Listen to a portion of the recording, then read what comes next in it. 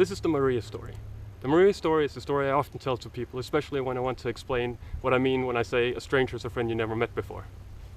It takes place in Poland, and it takes place in December 2013. So Poland is a country that gets warm in the summertime, but it does get cold in the wintertime. And December is towards the cold period. I was in Warsaw. I was waiting for visas for Russia and for Belarus.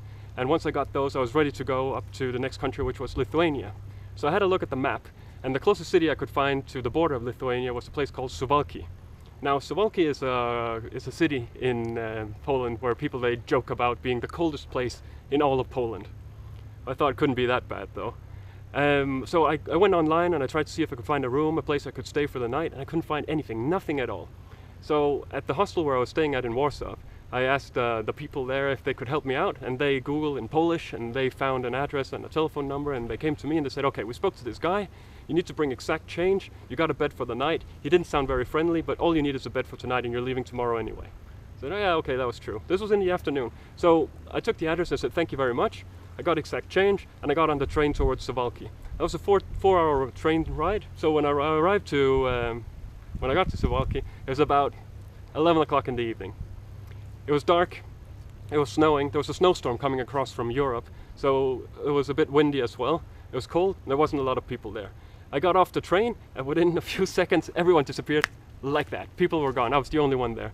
There was nothing open, there was no one I could ask for directions. It was a little bit strange. And normally when you come to a new place, you kind of work out what's the center of the town, there's more people, there's more life.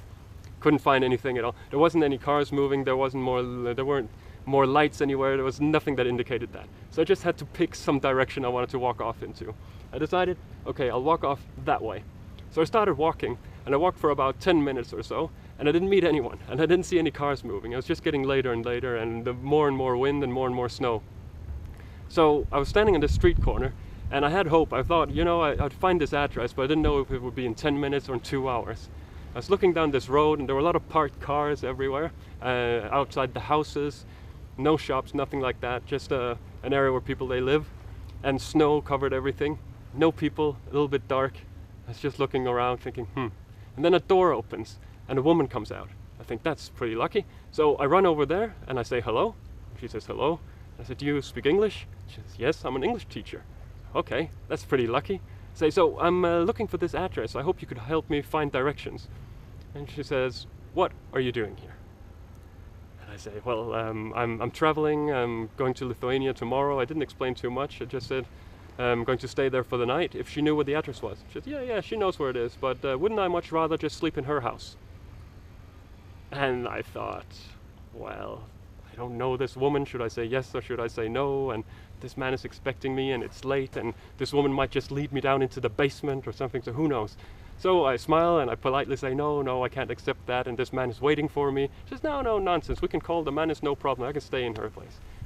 So I think to myself, well, I'm going to be traveling to all these countries around the world, all these cultures, all these people. I might have to open up a little bit and just meet the people that I do meet with. So I accept, and she says, fine. She just came out to move her car. The storm was coming, and she was afraid that some of the trees would fall down on her car, so she wanted to move to the other side of the road. So she did that, and then we walked inside her house. And while we walked inside, she told me that she had a daughter, and her daughter was home, and she might not understand what this strange man was doing in the house at this late hour, which I fully understood. So we got inside, and I took my boots off, and it was nice and warm inside, and Maria, she asked, so are you hungry? And it's almost midnight, and I'm too polite to say that I'm hungry. And so I look at her and say, no, I'm not hungry. And my stomach goes, and she looks at me and goes, oh, you must be hungry. You've been traveling, it's late, I'll make something for you. She goes into the kitchen and she starts cooking for me. And I put my bag down and I come in and I say, so my name is Thor, and I'm traveling to every single country in the world in an unbroken journey without flight. And my project motto is, a stranger is a friend you never met before, so this is amazing. And she looks at me and she says, well, my name is Maria. So Maria and I, we sit down and we have something to eat, mostly me, and we talk, and she's a really nice woman, I really care for her. And then a little later, her daughter comes down the stairs, and she looks at me and she looks at her mother, and I do not understand a lot of Polish, but I'm fairly sure it went something like, Mother, what in earth are you thinking about? Letting this man into our house? It's only us two women, how can we protect ourselves, and stuff like that. But her daughter also spoke English, and we had a nice little talk, and she was sick, unfortunately, so she went back up to sleep. And then Maria and I, we looked at the time, and it was pretty late. So she said, yeah, so I'll make a bed for you. And then she actually did lead me down into the basement. But down in the basement there was a guest bed, and I had a spectacular night. I slept so well. It was the best. It wasn't like ordinary sleep. It was above ordinary. And the next morning I woke up, her daughter had made coffee for me, and Maria was making breakfast for me, and I got up and I had breakfast, and then they look at me and they say, you know, we know where the bus is leaving from, and then Maria, she starts her car, and she drives me all the way to the bus station, and she says, you just stand here and the bus will come and take you, and it'll take you to Lithuania. So, if you can get that much from meeting a stranger, it just kind of makes you think a little bit. I decided to walk in that direction. What if I had been walking in that direction? Or how about if Maria, she came out to move her car 2 minutes earlier or 2 minutes later? I might never have met her. It also makes me think, back home in Denmark, if someone was out on the street asking for directions, I think I would certainly help them. I would say, yeah, I know the address. You just go over here, you turn left, you go right, and so on.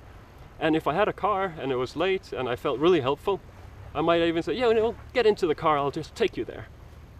But to invite someone into my home around midnight, someone I do not know, that's stretching it for me. I think I wouldn't do something like that. But Maria, she did. And after after I've met Maria, I think I might too. It's an interesting thing about traveling, but that's definitely what I mean about a stranger's a friend you never met before. And that's the Maria story.